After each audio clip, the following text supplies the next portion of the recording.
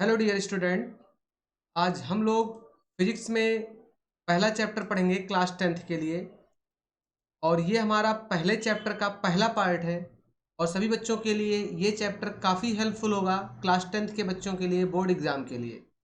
तो इसमें आज हम लोग देखेंगे बेसिक से इस चैप्टर को। और इस चैप्टर में हम लोग स्टार्ट करेंगे लाइट यानी कि रिफ्लेक्शन एंड रिफ्रैक्शन। तो आज इसमें कुछ पोर्शन को देखेंगे, फिर नेक्स्ट वीडियो में भी कुछ पोर्शन को हम लोग देखेंगे। तो इसमें हम लोग जो पहला पोर्शन जो देखने चल रहे हैं, इसमें पहले हम स्टार्ट करेंगे properties of light. Properties of light के बारे में पढ़ेंगे और उसके बाद इसमें रिफ्लेक्शंस के बारे में पढ़ेंगे।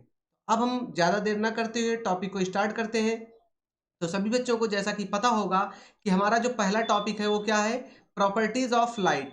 लाइट की प्रॉपर्टीज़ क्या होती हैं। अगर एक बात बता दें, सभी बच्चों को बोर्ड में आता है तो आपको कम से कम 3 से 4 पॉइंट के इसमें लिखना है। अगर आप 3 से 4 पॉइंट लिखते हैं तो आपको इसके मार्क्स आराम से अच्छे नंबर मिल जाएंगे।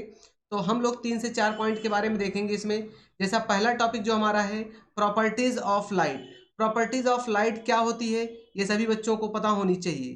तो प्रॉपर्टीज ऑफ लाइट के बारे में डिस्कस करते हैं। पहला पॉइंट क्या बोलता है कि जो लाइट होती है ये ट्रांसपेरेंट होमोजीनियस मीडियम में ट्रेवल करती है। तो हम क्या लिखेंगे, पहला point, light travels light travels light travels in straight line in straight line straight line in transparent transparent homogeneous medium. Homogeneous, homogeneous का मतलब क्या होता है सभी बच्चों को पता होगा। होमोजीनियस का मतलब ये होता है कि उसका फेज क्या हो, सेम हो, मतलब कि वो किसी एक ही मीडियम में ट्रेवल कर रही हो।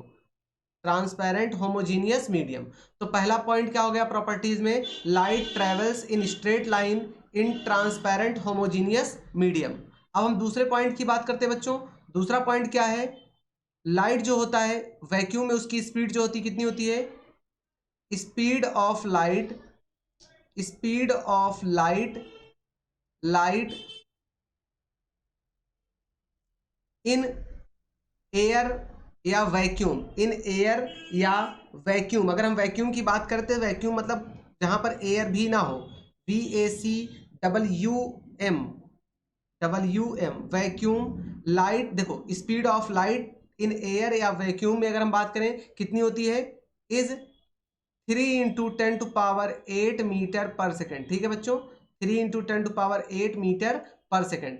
जो स्पीड होती है लाइट की वैक्यूम में वो कितनी होती है, 3 × 10⁸ मीटर पर सेकेंड। ओके। और अगर हम बात करें कि जो कलर होती है लाइट की कितनी होती है, कलर जो होती है लाइट की, कलर ऑफ लाइट जो होती है वो 7 बेसिक कलर में होती है। 7 कलर में होती है। और उस 7 कलर को क्या बोलते हैं सभी बच्चों को पता होगा, VIBGYOR। ओके बच्चों।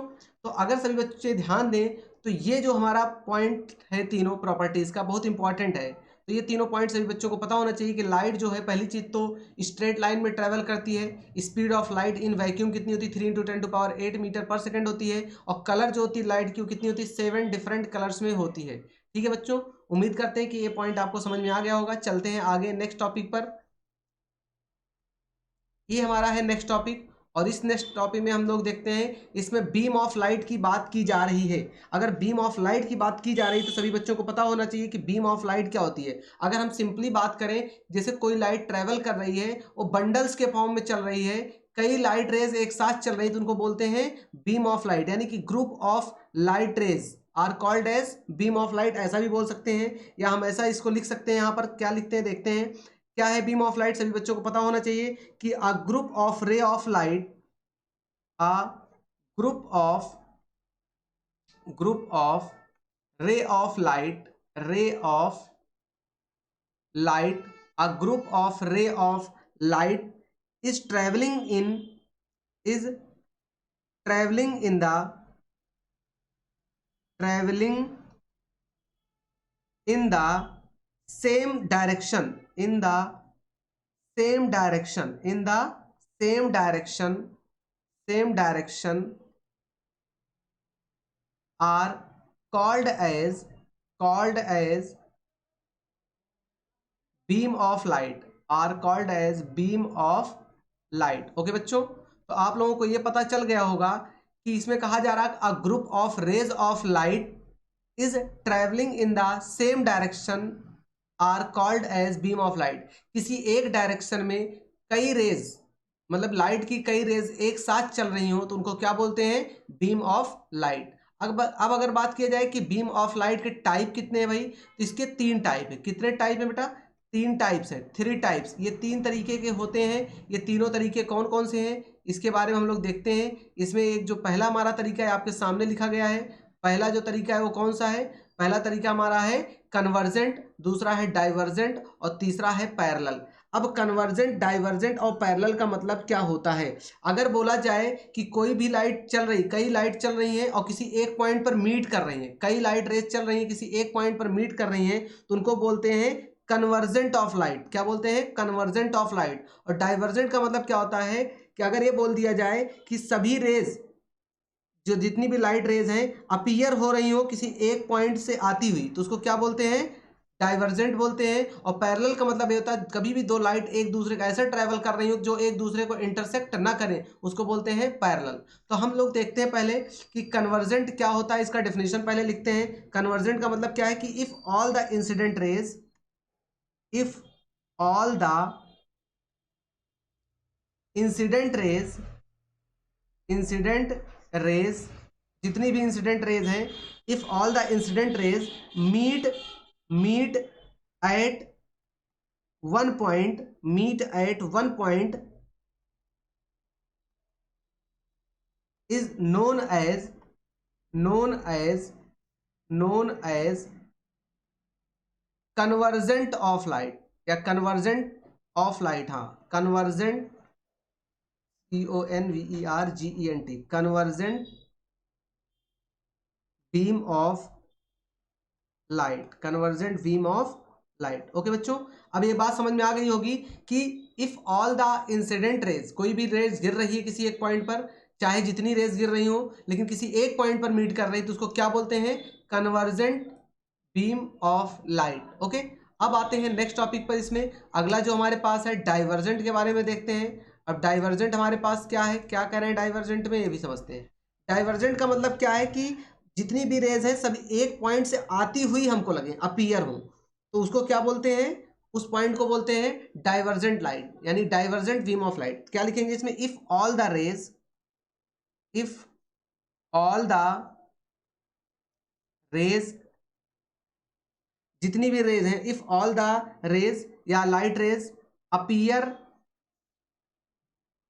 Appear, appear, if all the light rays appear to be coming from, coming from one point, coming from one point is known as, is known as divergent, divergent beam of light, beam of light. Okay बच्चों, ये बात clear हो गई होगी सभी बच्चों को। अभी जैसा कि हम लोगों ने पीछे देखा, ये हमारा था कन्वर्जेंट के बारे में, कि इसमें कहा जा रहा था कि if all the incident rays meet at one point is known as convergent beam of light. किसी एक पॉइंट पर मीट कर रही तो उसको कन्वर्जेंट बोल रहे हैं, और अगर किसी एक पॉइंट से आती हुई अपीयर हो रही है, क्या हो रही है? अपीयर हो रही, तो उसको क्या बोलते हैं? उसको डाइवर्जेंट बोलते हैं। अब पैरेलल का मतलब क्या है? अगर मैं बोलूं कि इफ टू और more light rays, more light rays are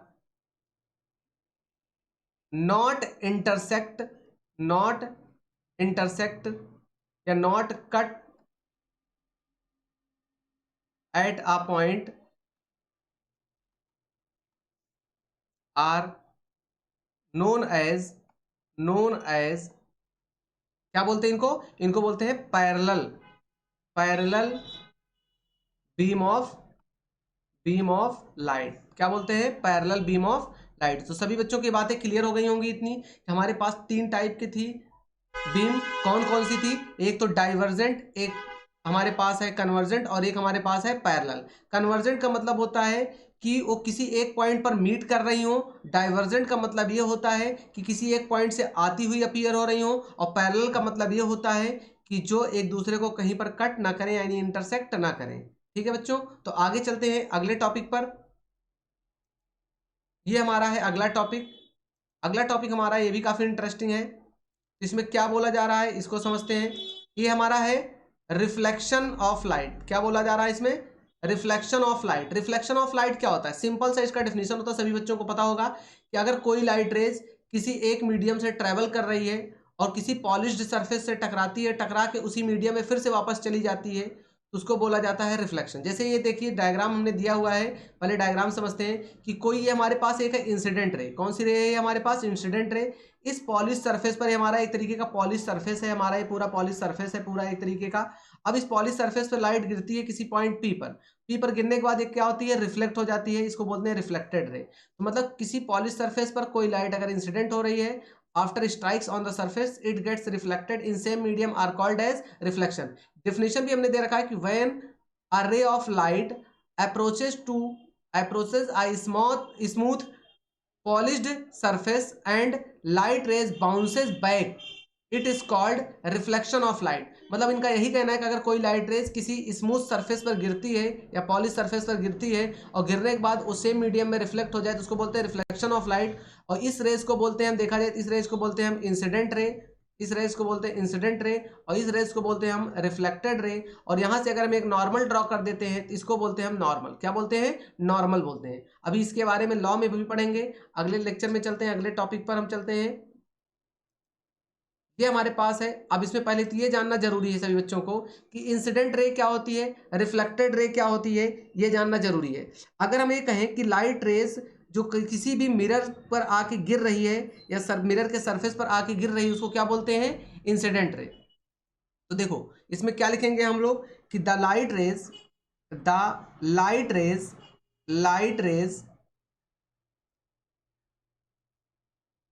the light raise that comes that comes to a mirror mirror is called incident ray. क्या बोलते हैं इसको हम, इंसिडेंट रे। ठीक है, तो ये सभी बच्चों को क्लियर हो गया होगा कि इंसिडेंट रे क्या होता है। The light rays that comes to a mirror is called incident ray. मतलब जो किसी मिरर पर आके कोई लाइट रेज गिर रही है तो उसको क्या बोलते हैं, इंसिडेंट रे बोलते हैं। तो अगर हम ये बात करें कि रिफ्लेक्टेड रे क्या होती है, जो लाइट रेज मिरर पे आके गिरी है और गिरने के बाद बाउंसेस बैक, यानी कि फिर से क्या हो गई हो, बैक हो गई, तो उसको क्या बोलते हैं, रिफ्लेक्टेड रे। तो इसका डेफिनेशन क्या लिखेंगे, the light rays that returns the light rays that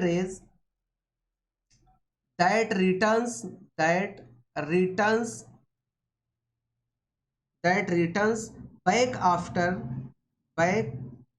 after striking on the mirror या striking the mirror surface is called as reflected ray. Okay, इतनी बातें सभी बच्चों को समझ में आ गई होगी कि इंसिडेंट रे क्या होती है। कोई लाइट रेज आई किसी पॉलिश्ड या स्मूथ सरफेस पे गिरी, यानी कि टकराई जाके, तो उसको बोलते हैं हम इंसिडेंट रे। और अगर कोई लाइट रेज टकराने के बाद फिर से क्या हो, रिवर्स बैक हो जाए या किसी उसी मीडियम में रिटर्न हो जाए, उसको बोलते हैं हम क्या, रिफ्लेक्टेड रे। ठीक है बच्चों, आगे चलते हैं नेक्स्ट टॉपिक पर। ये हमारा है अब इसी में लॉ ऑफ रिफ्लेक्शन। अब लॉ ऑफ रिफ्लेक्शन क्या होता है ये जानना जरूरी है। लॉ ऑफ रिफ्लेक्शन की अगर हम बात करें तो लॉ ऑफ रिफ्लेक्शन क्या कहता है ये सभी बच्चे समझेंगे। लॉ देखिए, अगर हम बात करें लॉ ऑफ रिफ्लेक्शन की, रिफ्लेक्शन की डेफिनेशन हम लोगों ने समझ लिया, इंसिडेंट रे क्या होती है ये भी समझ लिया, रिफ्लेक्टेड रे क्या होती है ये भी समझ लिया। अब अगर बात करें लॉ ऑफ रिफ्लेक्शन की, तो हमारे पास दो टाइप के लॉ होते हैं, यानी कि हम लिखेंगे देयर आर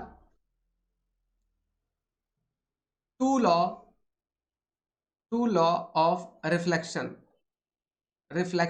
अगर मैं बात करूं, हमारे पास दो लॉ होते हैं बच्चों, कौन कौन सा सभी बच्चों को पता होगा। अगर हम बात करें पहला पॉइंट क्या है, आप देखेंगे सभी बच्चे यहाँ पर देखेंगे, ये हमारे पास एक इंसिडेंट रे है और हमारे पास यहाँ पर एक क्या है, ये हमारे पास एक रिफ्लेक्टेड रे है। अब इसमें वही आ रहा है कि incident ray, reflected ray and normal all lie in same plane. पहला पॉइंट क्या है, incident ray comma reflected ray and normal all lie in same plane. सभी बच्चों को पता चल गया होगा कि पहला लॉ क्या होता है, incident ray, reflected ray and normal all lie in same plane. अब अगर हम बात करें दूसरे पॉइंट की, दूसरा पॉइंट क्या बोलता बच्चों, पता है कि जितना एंगल हमारा, अगर सभी बच्चे ध्यान देंगे यहाँ पर, जितना हमारा एंगल इंसिडेंट रे बना रहा उतना ही एंगल हमारा कौन सा बना रहा, यानी कि जितना एंगल हमारा इंसिडेंट रे बना रहा है यहाँ से यहाँ तक, उतना ही एंगल हमारा कौन सा बना रहा है, रिफ्लेक्टेड रे। तो हम यहाँ पर बोलेंगे कि incident angle is equals to reflected angle, यानी कि हम ये बोलेंगे कि एंगल ऑफ इंसिडेंस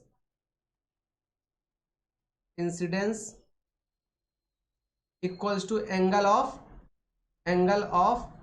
रिफ्लेक्शन। क्या बोलेंगे बेटा, रिफ्लेक्शन, एंगल ऑफ रिफ्लेक्शन इसको बोलते हैं। क्या बोलते हैं इसको, एंगल ऑफ रिफ्लेक्शन बोलते हैं, एंगल ऑफ रिफ्लेक्शन।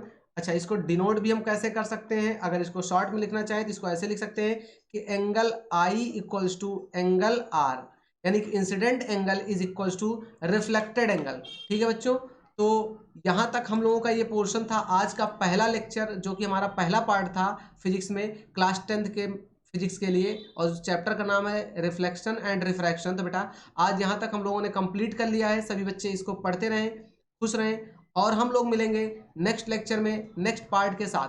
तब तक के लिए थैंक यू।